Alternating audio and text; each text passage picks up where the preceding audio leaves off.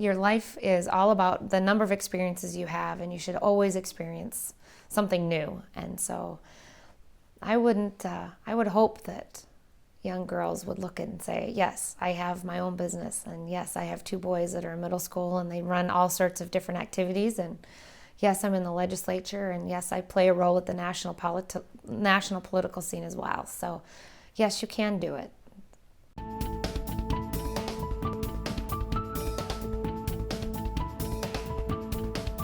We lived in Nebraska for about 6 years and had kids, and then moved back to South Dakota. And when we moved back, I went and visited the legislature, and I noticed there weren't a lot of young females with kids in the legislature. So I thought, well, I can do that, and talked it over with my spouse. And at that time, my kids were 2 and 3 years old. When I decided to run, they were 3 and 4 years old, and I guess we've never stopped.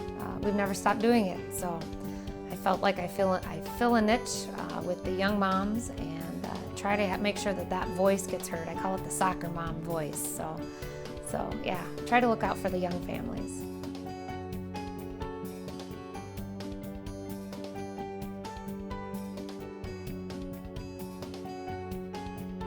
There is more to this world than just living in South Dakota and living in my house and doing my everyday activities, knowing that there's people out there that didn't have a house, that didn't have running water, didn't have a bathroom to go to the bathroom in.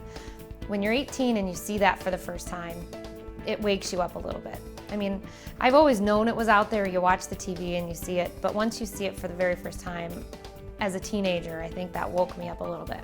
So once we went to school, I went to the University of South Dakota, and my roommate and I started the Habitat for Humanity chapter at USD.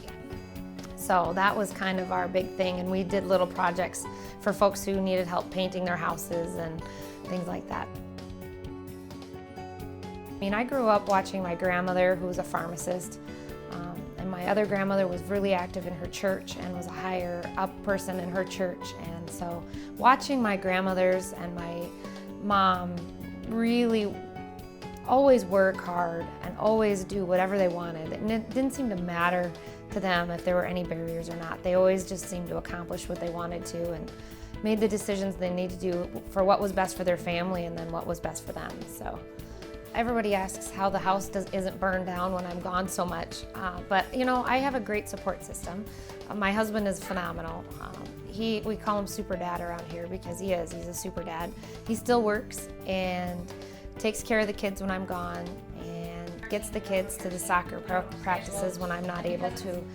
He helps coordinate their schedules when it comes to their basketball schedules, their baseball schedules, their soccer schedules, and you name it, what other ball that they're playing at that point in time. And they're running. They do a lot of competitive running too. So we have Super Dad, and then my folks are only 30 miles away, and my husband's brother's 30 miles away. I have a brother that's 15 miles away, and everybody's within less than an hour. So we have a great support system to help us out with the kids. And if anybody says it's too much, then it's the time to walk away from the legislature.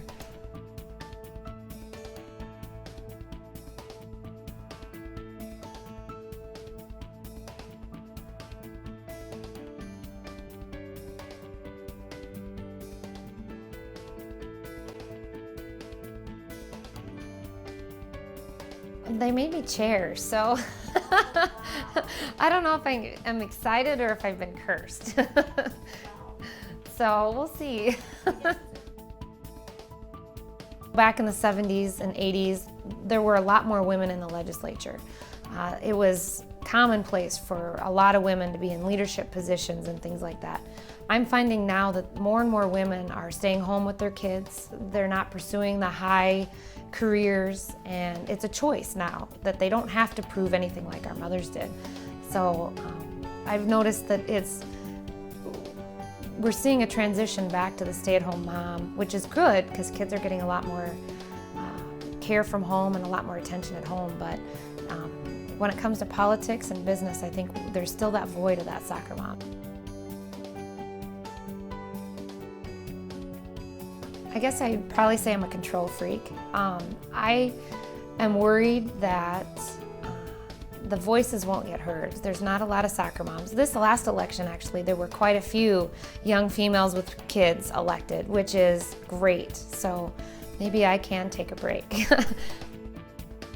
Everyone asks, is there something bigger and better in politics? And I haven't even put any thought into that. My goal right now is my kids are in middle school. And they graduate from high school in 6 years. And at that point, they're in college. I have about 6 years left in the legislature. And I haven't made any decisions on what's going to happen in the future. So I have my own business consulting company. I'd like to expand that when I have time.